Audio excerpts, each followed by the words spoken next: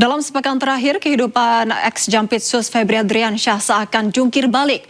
Dari dikaitkan dengan 3 kasus mega korupsi, menyimpan uang ratusan miliar dan emas 74 kg hingga melepas jabatan sebagai Jampitsus.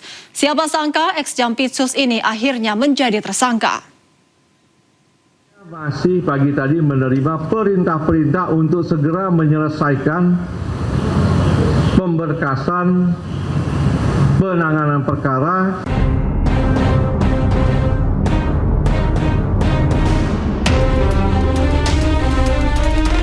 Itulah jawaban Febri Adriansyah saat ditanya apakah dirinya akan mundur atau dicopot dari jabatan Jampitsus.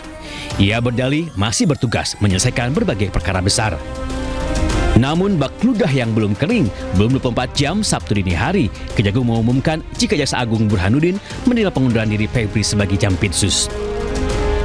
Bapak Jaksa Agung telah menerima pengunduran diri Bapak Febri Adriansyah dari jabatannya sebagai Jaksa Agung Muda Tindak Pidana Khusus. Keputusan tersebut merupakan bentuk komitmen untuk menjaga integritas, objektivitas, dan netralitas proses penegakan hukum. Dalam sepekan terakhir, nama Febri Adriansyah menjadi sorotan di tengah penyidikan dugaan korupsi batubara PLN, Asabri, dan Krakatau Steel. 13 lokasi digeledah polisi. Di dekat Signature Cafe, polisi menyita uang senilai 60 miliar rupiah. Kafe ini belakangan disebut-sebut terkait dengan Febri. Di tempat penukaran uang, penyidik menyita 7,2 miliar rupiah. Sebuah kafe di kawasan Cipete, Jakarta Selatan juga turut digeledah.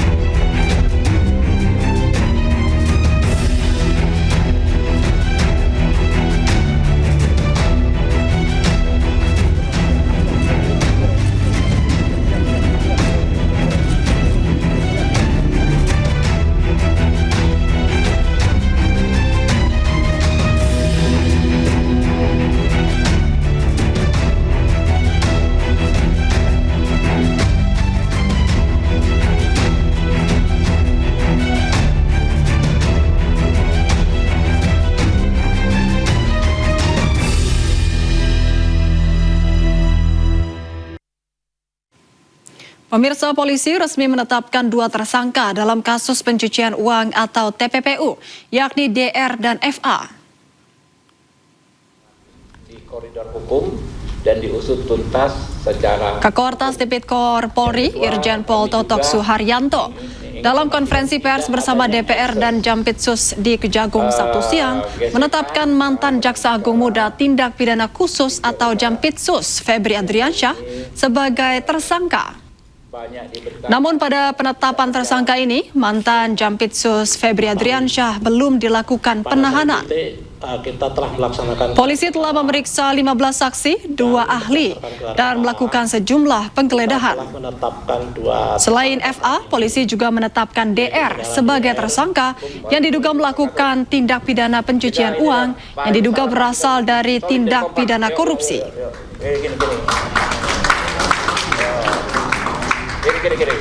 Kemudian kita juga telah menetapkan saudara FA dalam perkara dugaan tindak pidana korupsi dan atau tindak pidana pencucian uang dalam proses penanganan hukum oleh pegawai negeri atau oknum penyelenggara negara dalam perkara PT Asabri dan atau tindak pidana korupsi lainnya sebagaimana dimaksud pasal 12 huruf I kecil, 12 huruf B besar tindak pidana korupsi, dan pasal 3, 4 TPPU atau Sakaran KUHP 607 yang ayat 1 huruf A dan huruf B. Kemudian terhadap DR, ini telah kita lakukan penahanan sejak tanggal 10 dan saat ini penahanan ada di rutan Polda Metro Jaya. Sebelum ditetapkan sebagai tersangka oleh Kortas Tipikor Polri, ex-Jampitsus Febri Adriansyah mengundurkan diri dari jabatannya. Febri mengajukan mundur dari jabatannya pada Sabtu 11 Juli.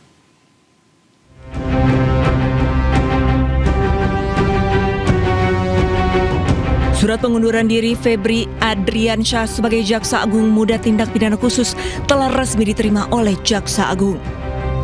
Keputusan ini diambil sebagai bentuk komitmen untuk menjaga integritas dan netralitas penegakan hukum seiring proses hukum yang sedang berjalan di kepolisian. Pada hari ini, Sabtu 11 Juli 2026, Bapak Jaksa Agung telah menerima pengunduran diri Bapak Febri Adriansyah dari jabatannya sebagai Jaksa Agung Muda Tindak Pidana Khusus. Keputusan tersebut merupakan bentuk komitmen untuk menjaga integritas, objektivitas, dan netralitas proses penegakan hukum seiring adanya proses hukum yang sedang dilakukan oleh penyidik Kepolisian Negara Republik Indonesia. Kejaksaan Agung memastikan seluruh tugas dan fungsi di lingkungan Jampitsus tetap berjalan normal dengan tetap menjunjung tinggi asas praduga tak bersalah. Semua pihak diimbau menghormati proses hukum yang berjalan. Tim Liputan iNews melaporkan. Jaksa Agung telah menunjuk Rudy Margono yang saat ini menjabat sebagai Jaksa Agung Muda Pengawasan untuk melaksanakan tugas sebagai PLT Jampitsus. Kejaksaan Agung pun tegaskan pergantian kepemimpinan tidak akan mempengaruhi proses penegakan hukum. Menindaklanjuti telah diterimanya pengunduran diri Bapak Febri Adriansyah dari jabatan Jaksa Agung Muda Tindak Pidana Khusus.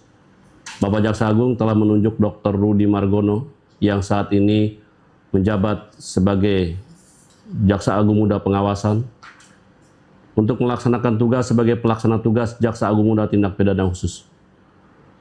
Penunjukan tersebut dilakukan berdasarkan Surat Perintah Jaksa Agung nomor 76 tahun 2026 sebagai langkah untuk menjamin kesinambungan pelaksanaan tugas, fungsi, dan kewenangan di lingkungan Jaksa Agung Muda Tindak Pidana Khusus sampai ditetapkannya pejabat definitif.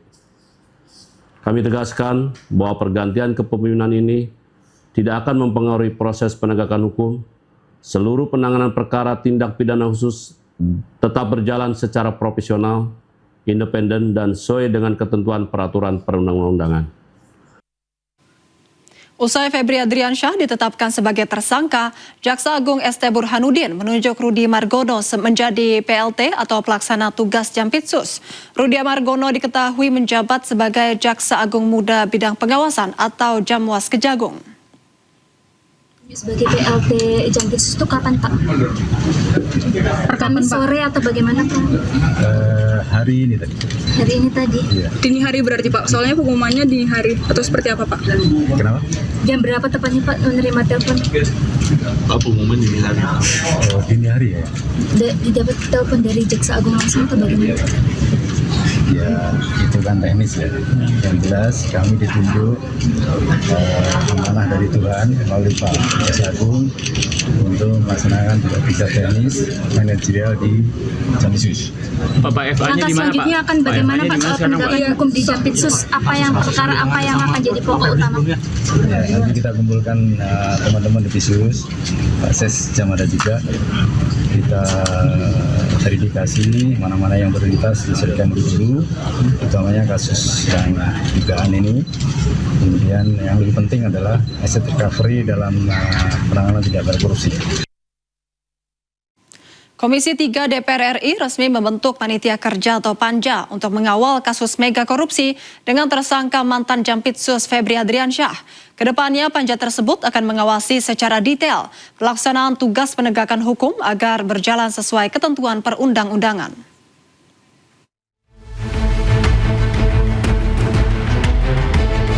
Pembentukan Panitia Kerja atau Panja disampaikan oleh Ketua Komisi 3 DPR, Habibur Rahman, dan dihadiri oleh PLT Jampitsus Kejagung, Rudy Margono.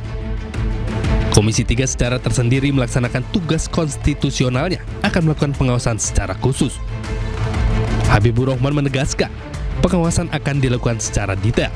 Selain itu, ia menyampaikan penegakan hukum akan dijalankan juga dengan memastikan hak para tersangka.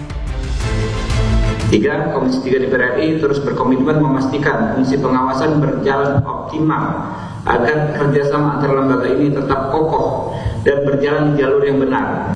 Dengan ini membentuk Panitia Kerja Pengawasan Penegakan Hukum terhadap penanganan perkara oleh Kortas Tipikor, Polri, dan Kejaksaan Agung.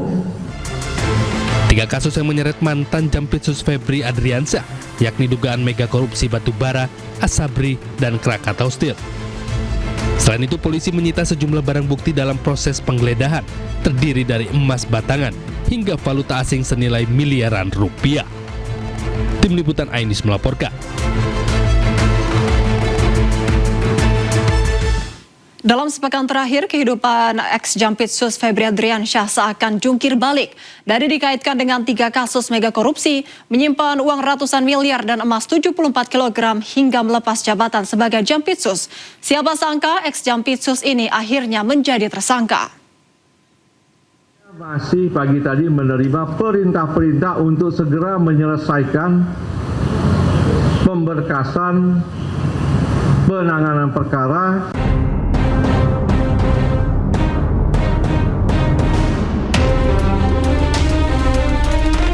Itulah jawaban Febri Adriansyah saat ditanya apakah dirinya akan mundur atau dicopot dari jabatan Jampitsus. Ia berdalih masih bertugas menyelesaikan berbagai perkara besar. Namun bak ludah yang belum kering, belum 24 jam Sabtu dini hari, Kejagung mengumumkan jika Jaksa Agung Burhanuddin menerima pengunduran diri Febri sebagai Jampitsus. Bapak Jaksa Agung telah menerima pengunduran diri Bapak Febri Adriansyah dari jabatannya sebagai Jaksa Agung Muda Tindak Pidana Khusus.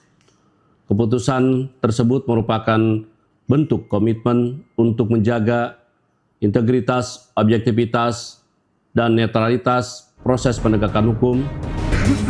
Dalam sepekan terakhir, nama Febri Adriansyah menjadi sorotan di tengah penyidikan dugaan korupsi batubara PLN, Asabri, dan Krakatau Steel. 13 lokasi digeledah polisi. Di Deklan Signature Cafe, polisi menyita uang senilai 60 miliar rupiah. Kafe ini belakangan sebut-sebut terkait dengan Febri. Di tempat penukaran uang, penyidik menyita 7,2 miliar rupiah. Sebuah kafe di kawasan Cipete, Jakarta Selatan juga turut digeledah.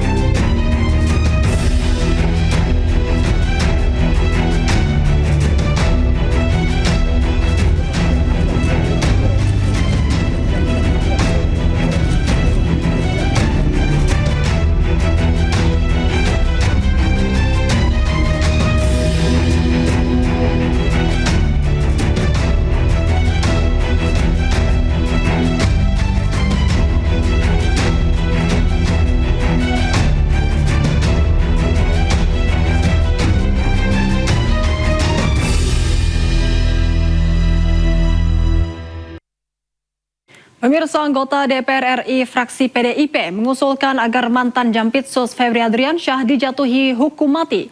Menurut PDIP, kasus yang menjerat aparat hukum adalah menjijikan dan memalukan.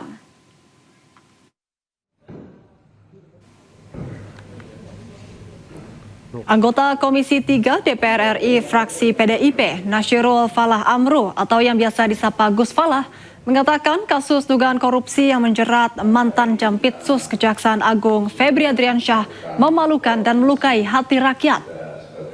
Jika terbukti, dirinya meminta agar terduga pelaku dihukum seberat-beratnya, seperti hukuman mati. Tindakan terduga pelaku juga dinilai menjijikan karena merupakan aparat penegak hukum.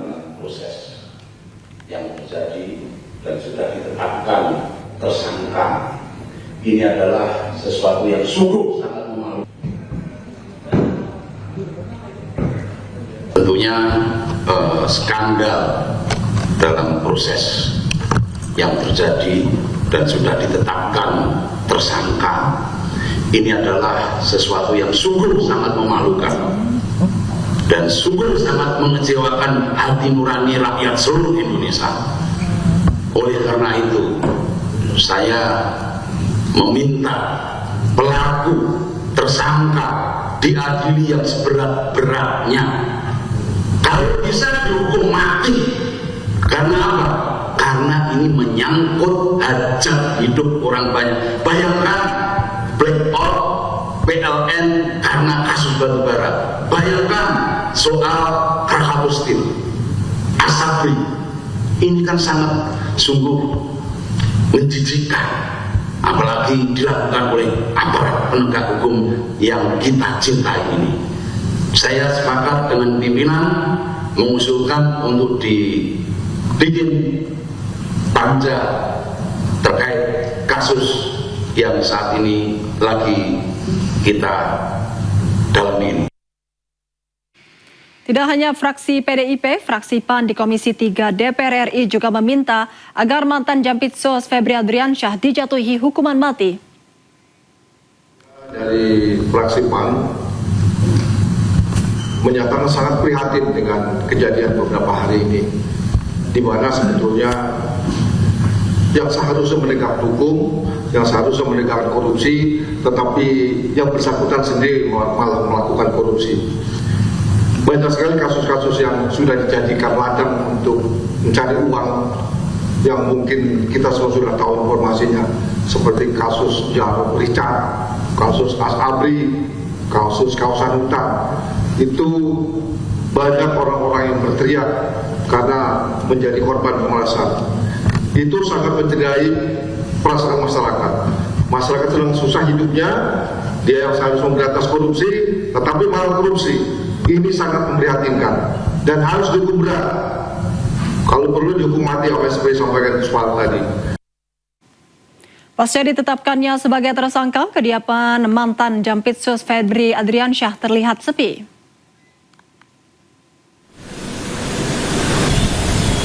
Kondisi di kediaman Febri Adriansyah di kawasan Radio Dalam, Jakarta Selatan tidak terlihat ada kegiatan ataupun penjagaan ketat seperti sebelumnya.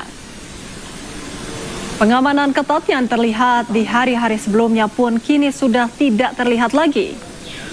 Belum ditahan oleh pihak kepolisian, keberadaan ex-Jampitsus Febri Adriansyah kini belum diketahui.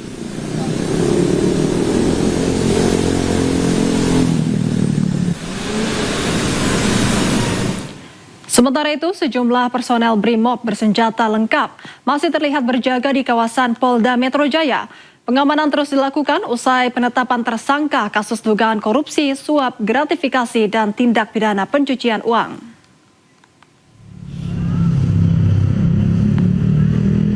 Pemirsa, inilah situasi di Polda Metro Jaya. Personel BRIMOB masih terlihat berjaga di sejumlah titik akses keluar masuk markas kepolisian. Sejumlah kendaraan taktis, bus, dan truk bertuliskan BRIMOB masih terparkir di area Polda Metro Jaya. Namun jumlah kendaraan maupun personel yang disiagakan tampak tidak sebanyak beberapa hari sebelumnya. Meski pengamanan masih berlangsung, aktivitas di lingkungan Polda Metro Jaya terpantau berjalan normal. Pengunjung maupun awak media dapat keluar masuk seperti biasa. Sebelumnya, pengamanan ketat dilakukan menjelang konferensi pers di gedung promotor Polda Metro Jaya pada hari Jumat kemarin.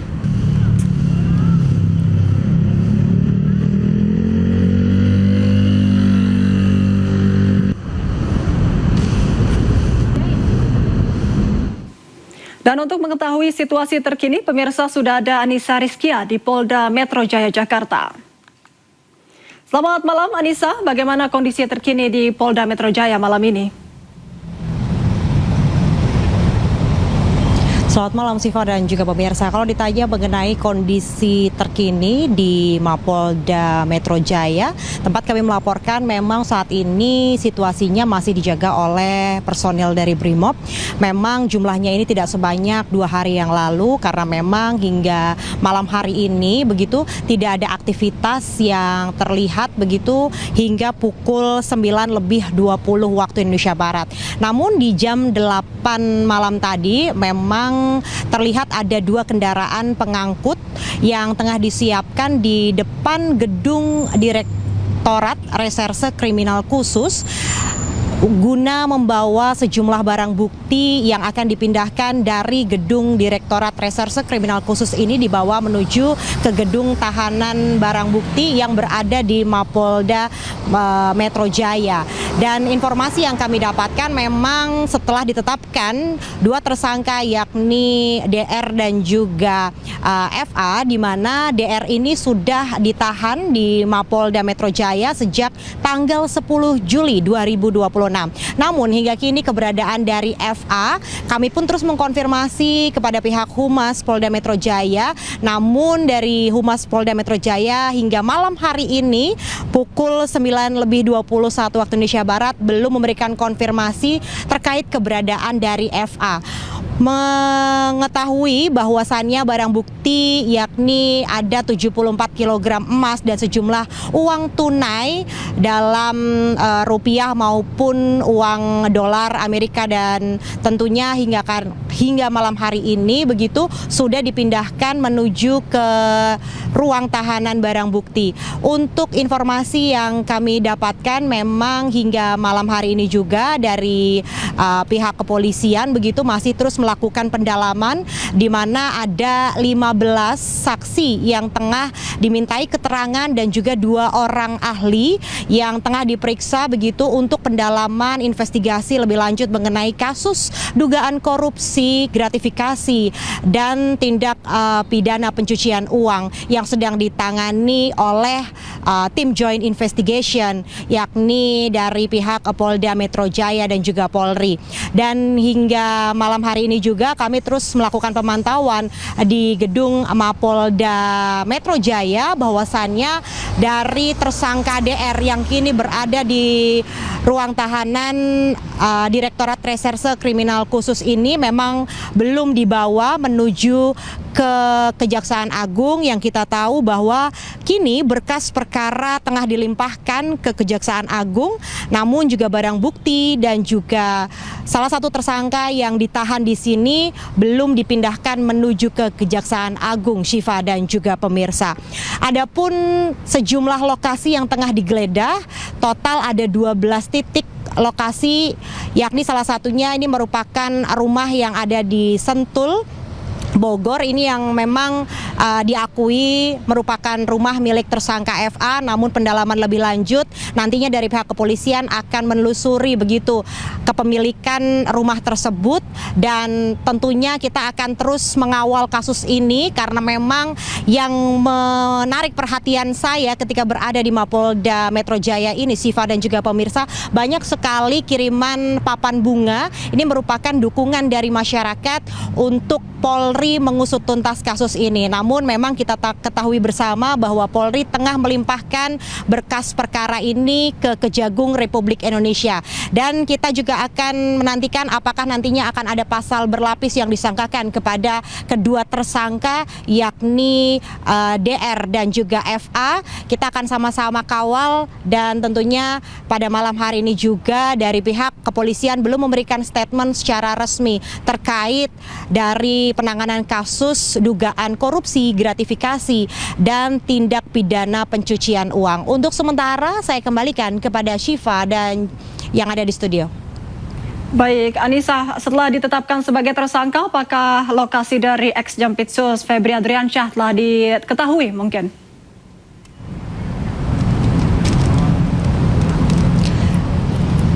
Baik, Syifa dan juga pemirsa, tadi sudah saya sampaikan bahwasannya saat ini keberadaan dari ex-Jampitsus ini masih kami coba konfirmasi begitu kepada pihak Humas Polda Metro Jaya. Yang kita ketahui bersama memang saat ini di kediamannya di daerah Radio Dalam sejak kemarin malam ini memang sudah tidak dijaga oleh pihak keamanan. Itu artinya memang sudah kembali normal. Nah, tapi apakah dari tersangka yakni FA ini apakah masih berada di rumah atau sudah diamankan oleh pihak kepolisian? Kami pun juga belum mendapatkan konfirmasi secara pasti. Itulah dari kami terus bersiaga begitu di Polda Metro Jaya menantikan apakah nantinya FA ini akan dibawa menuju ke rutan yang ada di Mapolda Metro Jaya atau langsung dibawa ke Kejagung. Karena kita ketahui bersama bahwa berkas perkara tengah dilimpahkan ke Kejagung RI, itu artinya nantinya yang akan menangani dan melakukan investigasi lanjutan ke depannya adalah pihak dari Kejagung RI. Dan malam hari ini tadi disampaikan oleh pihak Polda Metro Jaya dari pihak kepolisian tengah berkoordinasi dengan Kejagung Republik Indonesia untuk nantinya tersangka akan dibawa malam hari ini seluruhnya ke Kejagung atau esok hari. Untuk sementara saya kembalikan kepada Syifa yang ada di studio. Baik, terima kasih banyak atas informasinya Anissa. Kita tunggu saja seperti apa perkembangan ke depannya. Selamat malam dan selamat bertugas kembali Anissa. Pemirsa, bukan dilimpahkan ke KPK, kasus mega korupsi yang menjerat ex-Jampitsus Febri Adriansyah justru dilimpahkan ke Kejagung. KPK menyebut hanya menangani kasus yang sudah sesuai kriteria, sesuai undang-undang dan bukan berdasarkan asumsi.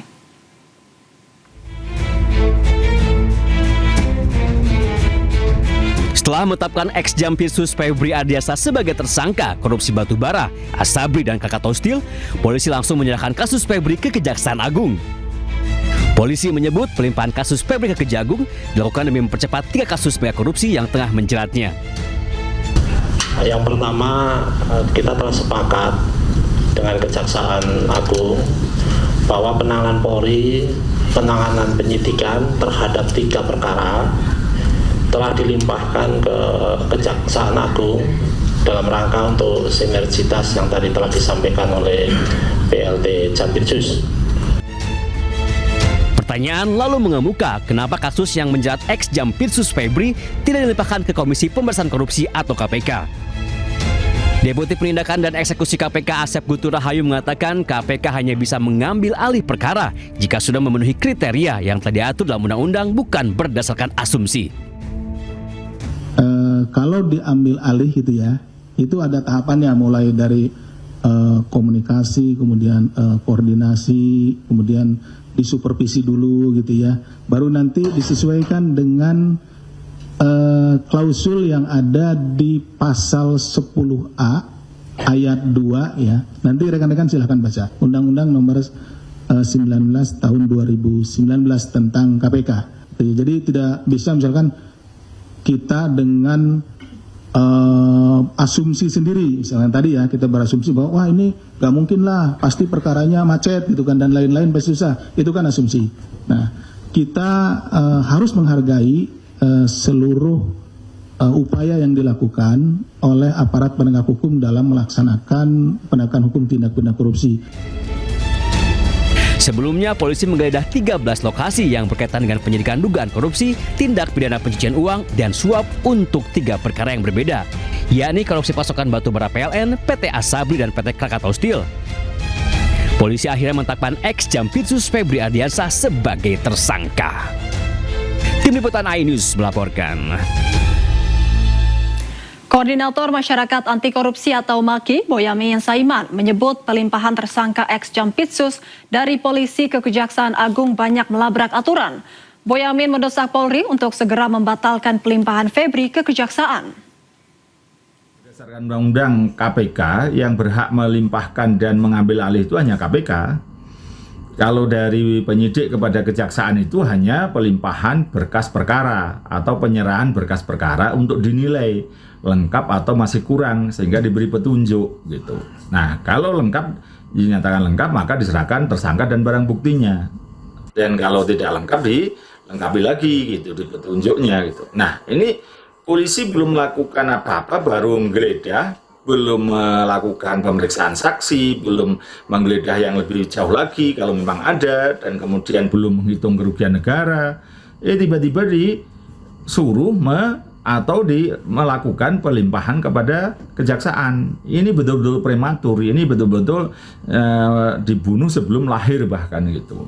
Jadi ini yang menurut saya salah kaprah, melanggar KUHAP. Kalau pelimpahannya kepada jaksa ya ini jeruk Bali dimakan jeruk keprok, atau jeruk keprok dimakan jeruk Bali jadinya gitu, jeruk makan jeruk gitu. Nah, mestinya kalau pelimpahannya kepada KPK gitu kan. Nah, kalau diserahkan kepada kejaksaan ini perkara masih bisa jadi mentah. 176 miliar rupiah menjadi salah satu temuan dalam penyidikan kasus dugaan korupsi.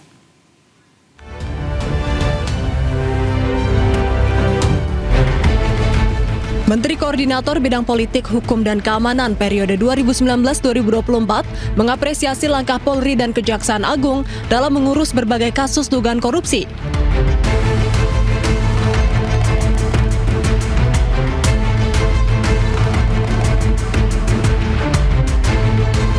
Melalui media sosialnya, Mahfud MD ucapkan selamat kepada Polri yang telah menjebol tembok penyembunyian harta-harta yang diduga hasil korupsi di sebuah kafe dan beberapa titik lainnya.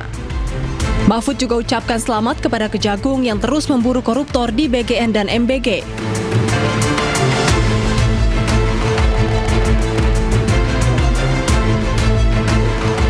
Mahfud pun mempersilahkan dua lembaga tersebut untuk saling bongkar korupsi, karena hal itu bagus untuk pemberantasan korupsi.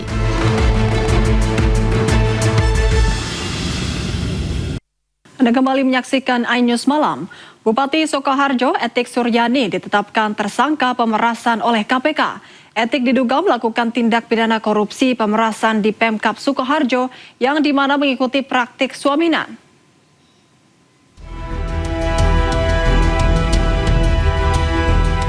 Usai rangkaian operasi tangkap tangan KPK yang digelar sejak Kamis lalu, KPK menetapkan Bupati Sukoharjo Etik Suryani sebagai tersangka dalam kasus dugaan pemerasan di lingkungan pemerintah Kabupaten Sukoharjo. Selain Etik, KPK juga menetapkan tersangka lain yakni Kepala Badan Pengelolaan Keuangan dan Aset Daerah Sukoharjo Richard Trihandoko, serta Kepala Bagian Umum Sekretariat Daerah Kabupaten Sukoharjo Trimulyo. Perkara bermula dari diterbitkannya surat keputusan Bupati tentang penerimaan dan besaran pembayaran insentif pemungutan pajak daerah serta insentif pemungutan retribusi daerah pada Badan Pengelolaan Keuangan Pendapatan dan Aset Daerah Kabupaten Sukoharjo tahun 2026 yang diduga digunakan Etik untuk melakukan tindak pemerasan setoran upah pungut di lingkungan BPKAD Sukoharjo. Etik diduga mengumpulkan sekitar 40% dari insentif yang diterima sejumlah pegawai BPKAD.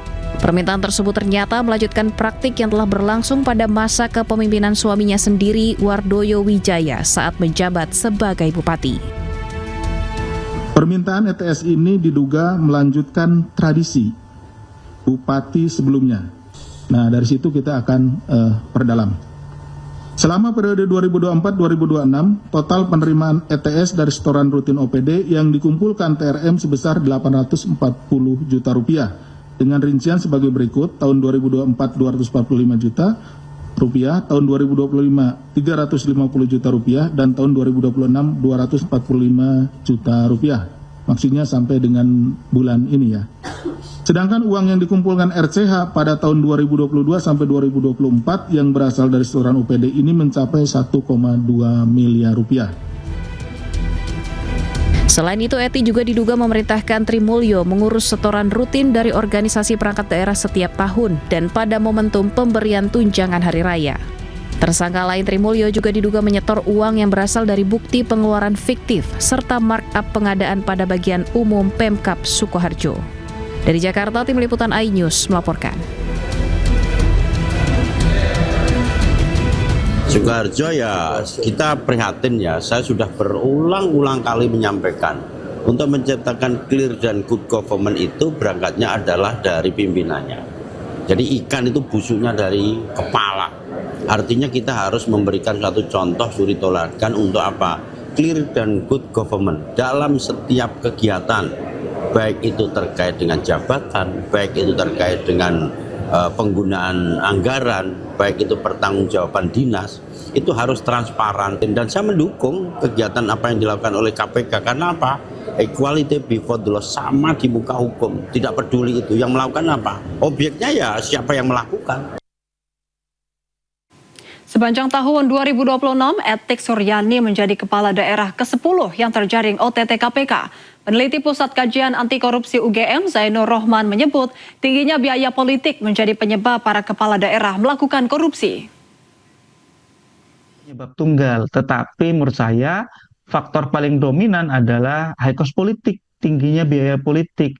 Seseorang mencalonkan diri sebagai kepala daerah itu membutuhkan modal sangat besar untuk level bupati wali kota bahkan hingga puluhan miliar. Sedangkan penghasilan resminya tentu jauh dari itu. Dari mana mereka harus mengembalikan modal politik yang sangat tinggi itu? Ya dengan segala cara, salah satunya adalah dengan melakukan korupsi. Sekadar menekan biaya politik mungkin tidak akan menyelesaikan masalah. Dalam penyelenggaraan pemerintahan daerah, pengawasan itu sangat penting. Selama ini pengawasan tidak berjalan. Termasuk pengawasan oleh DPRD, itu tidak berjalan. Nah, oleh karena itu, butuh perbaikan dari sisi pengawasan. Pemirsa, kita beralih ke informasi lainnya. Jelang tahun ajaran baru, kebutuhan masyarakat semakin meningkat, terutama untuk membeli seragam dan perlengkapan sekolah. Di tengah kondisi tersebut, PT Pertamina Persero hadir melalui program bantuan perlengkapan sekolah bagi ribuan anak-anak dari keluarga prasejahtera.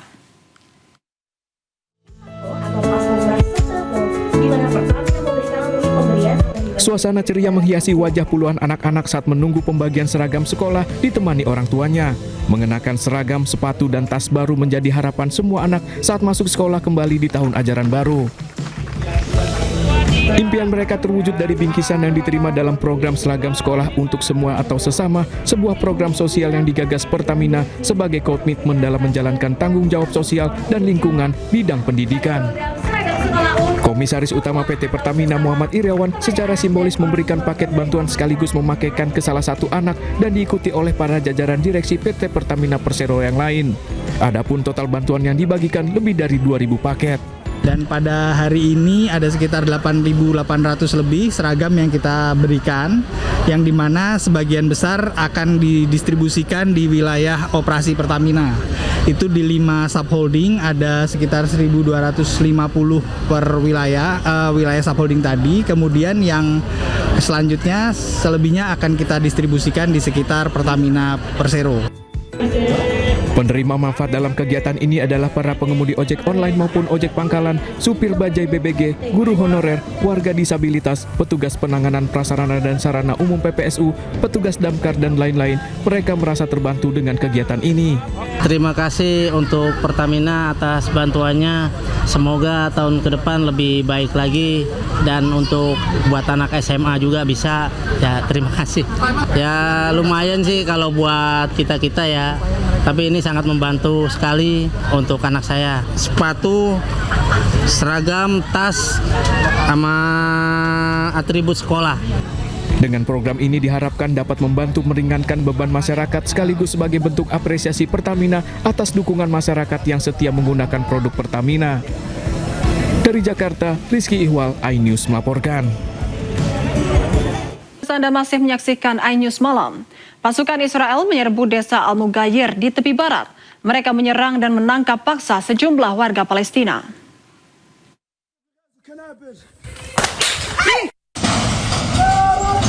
Para pasukan militer Israel terus menyerbu rumah-rumah warga tepi barat Palestina.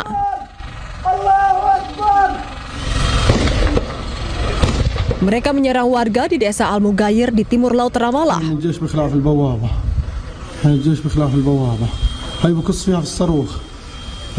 Rekaman video menunjukkan seorang wanita lansia ketakutan mendengar suara tembakan di dekatnya. Pasukan Israel juga terlihat menangkap paksa warga Palestina dan membawa mereka pergi.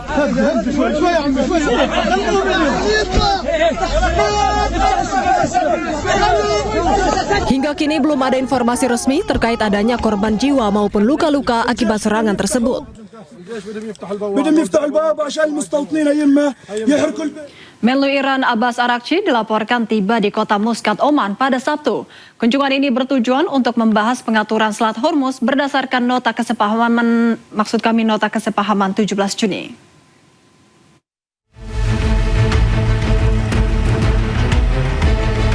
Menteri Luar Negeri Iran Abbas Araghchi telah tiba di ibu kota Oman, Muscat pada Sabtu. Rekaman video memperlihatkan Araghchi menuruni tangga pesawat sebelum disambut oleh delegasi dari Oman. Kunjungan ini bertujuan melakukan pembicaraan dengan para pejabat Oman mengenai Selat Hormuz di tengah AS dan Iran saling tuding terkait peningkatan eskalasi militer. Juru bicara Kementerian Luar Negeri Iran Ismail Baghaei menyebut pembicaraan tersebut berfokus pada pengaturan masa depan untuk navigasi melalui Selat Hormuz berdasarkan nota kesepahaman tanggal 17 Juni. Iran disebut telah menerima tanggung jawab atas layanan navigasi maritim dan peraturan lalu lintas di jalur strategis tersebut. Pembicaraan tersebut dilakukan usai AS dan Iran saling serang sejak Selasa. Iran menyerang kapal komersial AS di Selat Hormuz, kemudian militer AS membalas Iran dengan menggempur target militer di Iran.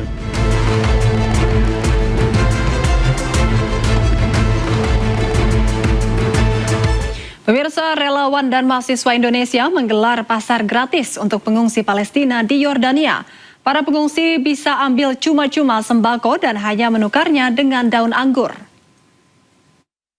Dari Indonesia, untuk saudara-saudara kita Palestina, kita buka! Relawan kemanusiaan Indonesia membuat pasar gratis untuk pengungsi Palestina di Yordania. Para pengungsi Palestina yang tersebar di Yordania bisa mendapatkan bahan pangan gratis dengan hanya menukar dengan daun anggur. Kegiatan pasar gratis di satu kamp pengungsian Palestina penerima manfaat dari pasar gratis ini mencapai 1.500 jiwa. Akibat konflik Timur Tengah, pasokan bantuan bahan pangan semakin sulit dicari dan harga melambung tinggi. Alhamdulillah di awal bulan Juli 2026 kami masih membersamai saudara-saudara kita Palestina. Kali ini kami mengadakan pasar gratis Indonesia untuk Palestina, di mana pasar gratis ini menyediakan bahan-bahan pokok untuk saudara-saudara kita Palestina secara gratis. Mereka boleh ambil susu, mereka boleh ambil beras, mereka boleh ambil minyak tanah, mereka boleh ambil daging, dan lain-lain mereka boleh ambil. Dan itu gratis. Mudah-mudahan ini memberikan manfaat dan Allah Subhanahu wa Ta'ala yang akan membalas dengan segala kebaikan. Para pengungsi Palestina di Yordania masih sangat membutuhkan bantuan bahan pangan, bantuan medis, dan obat-obatan.